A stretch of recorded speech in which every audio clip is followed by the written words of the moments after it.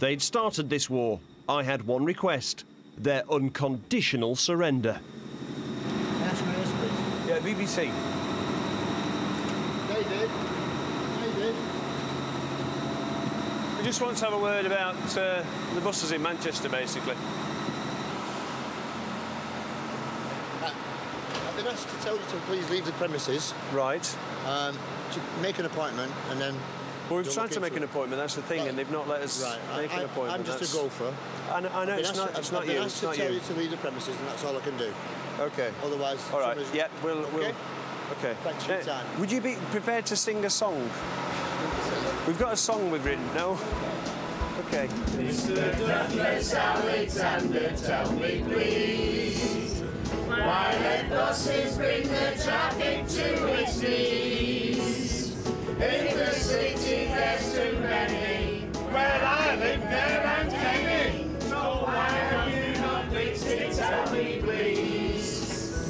Singing why don't you tell me why? Now it was time to deal with rural buses. After UK North, I wasn't confident about getting Maureen her audience with First Group. They told us that nobody was available to talk to us. Then we found out why. We turned straight round and headed for the City of Manchester Stadium.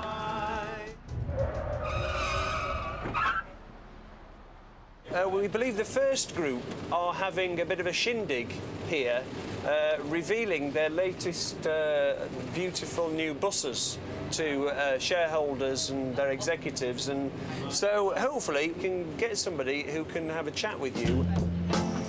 Our luck held. Although we had absolutely no idea where we were going, the security guards assumed that because we were in a bus, we must be part of the party. But before we got to the parade, there was another line of defence to cross. I'm getting stopped by this first bus. Hello, lads. Are you anything to do with this thing? It's the BBC, they want to film it, don't they? Oh, do they? Yeah. Oh, okay then. All right. Yeah. I'll just follow me mate round, OK? Okay, yeah. Well, did they get away with that? Yeah. I'll tell you what, you're natural. It was quite a contrast from UK North. They were friendly and welcoming, if slightly confused. Can we run the bus parade first and then... Yeah, OK, yeah. But they didn't seem to be very impressed with our bus, especially as we'd parked it in the middle of the bus parade ground. That's great. But could we ask this bus to just park around the corner? At the moment, of course, that doesn't represent what this is all about. No, of course. OK, so... We'd hit the jackpot. Here was a grandstand full of bus bigwigs, and Maureen's battle-hardened troops were going to sit amongst them.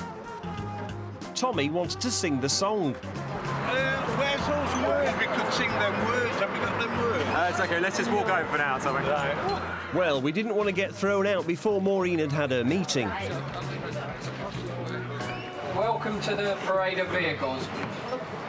Whilst our route branding reassures and informs existing bus users, it is a fundamental part of our activity. As luck would have it, the People's Bus was beautifully positioned in everybody's eye line. At least that was one bus Maureen could travel on. Is on a quality bus corridor designed to attract new users, helping to create modal shift. As we have rolled out route branding on a route-by-route basis, it is supported by route marketing. After the parade, we were in business. First's network director agreed to talk to us. We feel as if we've just been forgotten. If the buses are on, they're missing not 1, 2, 3 and 4. The roads are not owned by the bus operators. As an example, the East Lancs Road has had roadworks on it, where Wigan have done roadworks and Salford have done roadworks. You can then have buses starting to bunch. And if 3 buses arrive together, the other side of the coin is there'll be a gap. No. We haven't got any service at all. Right, well, now, you keep saying Manchester. And we're not talking about punctuality. We're a booster. We're talking about we need a service. It's the same thing. No, when a bus doesn't say, right, if we've got a bus an hour and it doesn't come in that hour, you're not telling me that it's stuck on a road somewhere. Yes. No, yes, it can be. No, Well, just from the outsider's perspective, it looks like the middle of Manchester has so many buses that it's causing chaos.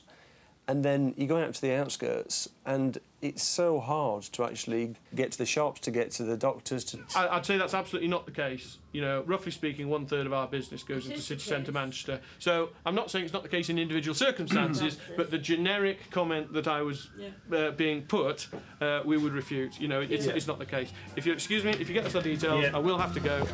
So what do you think to that? Well, very disappointing. Because he just wasn't listening to me. He kept going on about the buses being late. We weren't talking about the buses being late. We were talking about buses not being there at all. Do you think you had any real understanding of what you were talking about? No, I honestly don't. I don't think he knows what we have to put up, and I was getting more and more frustrated. And I feel madder than ever now. The lack of rural buses once again forces people into their cars, if they've got cars. And the more cars there are, the harder it is to keep buses on time, or walk, or cycle. So the more people drive. Once again, the trail led to the Transport Secretary, Douglas Alexander. I was itching to play him my song, but my interview request had been turned down 3 times. But I wasn't giving up. My crack team and I were still trying to perfect the lyrics. So far, Labour's had 10 years to get its arse into gear. I don't think that scans to get its arse in gear. Spotty, then. Spotty arse in gear. Does Labour have a spotty arse? Probably. That's conjecture. Can we say that? But we can't blame it all on the government. We've got to take responsibility for our own actions. So while I was waiting to hear from Doug, I took on a hot issue which is all about personal choice. I took on the school run. At 9:15 in term time, 1 in 5 cars are on the school run. When the school is ending and when it's starting, very busy. And very dangerous for children and for parents as well. Hampstead, a posh London suburb, is extreme, but by no means uncommon. There's so many big cars. The big off-roader type cars. Yeah. And they block up the road and... Yeah. Oh, my gosh. She's right, it's not just the amount of cars, it's also the size of the cars. I mean, look at some of these little side roads here. There's parked cars on both sides. As soon as you get a big vehicle coming down, then it's down to one-way traffic. People having to wait up that end to let them through and vice versa. The roads were teeming with kids turning up to school in massive off-roaders. We're just asking people what they like about the big 4x4s. For me, generally, it's about safety. Yeah. And the height level, I feel much more comfortable with. Right. I take the view it's a safer car. Yeah. You know, and it's higher up. I've been in a number of accidents in a lower car. You might say, we've got a right to drive whenever we like. But what about the people who don't want to drive? It affects me every single day. I look at it and it just fills me with horror to watch everybody just getting in their cars and beeping and getting angry and just not caring about anybody else. I decided to try the school run for myself, and Karen agreed to drive in for once. Good morning. Hello. Hi there, Tom. Obviously, I'd arranged for a very safe vehicle. So shall we go to school? Safer than a Bentley on the school run. Take your kids to school in the Bumpy and Kitchen and Child Transportation. Stay back! Child on board! Child on board! Stay away! Tom, would you like a lift to school, or do you prefer getting the bus in the morning? I prefer going by the bus. Don't get a bus, get a Bumpy. Look at the size of my vehicle. I'm important. Forget a Range Rover, forget a Land Cruiser. Get a Bumpy. Yeah, I mean, I don't live on a bus route. I mean, that's basically the problem. You know, I'd love to go to school on the bus, but, you know what it's like. Much better to take the car.